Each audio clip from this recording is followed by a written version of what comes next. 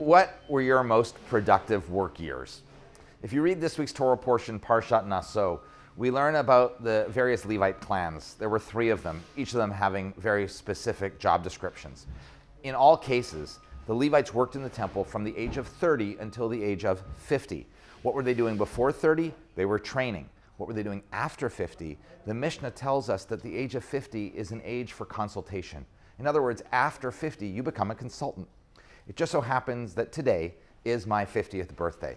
And so I really hope and I pray that for all of you from Community Synagogue who watch this, that I can continue to serve as your rabbinic consultant for many, many, many years to come. No way were you done after 50. In some cases, some people say you're just getting started. Elsewhere in this week's Parsha, in Naso, we learn about the Nazarite. The Nazarite was an individual, a man or a woman, who decided that they wanted to become closer to God. Not a Levite, but an ordinary Israelite. And so the Nazarite would take upon themselves 3 particular acts as a way of demonstrating this vow. They wouldn't cut their hair, they wouldn't drink wine, nor would they come close to a dead body.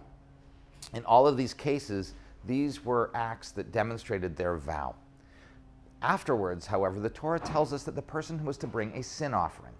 And so one wonders, what's the sin of becoming a Nazarite? If the person is trying to become closer to God, holier to God, if they're trying to live a life that is filled with meaning and purpose, because all of these acts of mindfulness, the hair, the wine, the deceased, all of those acts, if you think about them, they are social acts. When one doesn't take care of their physical appearance, when they look unkempt, that person is making an antisocial statement. Drinking wine is typically a very social act. We drink with others. We love to share a bottle with others. And finally, when we care for those who are in a period of mourning, we come close to one who has been touched by death. But what we do is we say, you're not alone.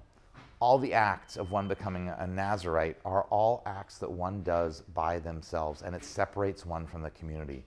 And that violates very core Jewish principles. As Hillel says in Pirkei Avot, do not separate oneself from the community.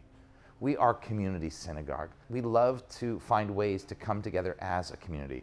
Coming up, there's a wine tasting, there's a book club discussion, and also on June 1st, there are opportunities to celebrate Shabbat in people's homes as part of our fundraiser. We hope that you take advantage of some of these. And so look around this beautiful building as it's coming up. There are so many places in here where we are trying to find ways to come together as community. Enjoy the sights, enjoy the change that have taken place.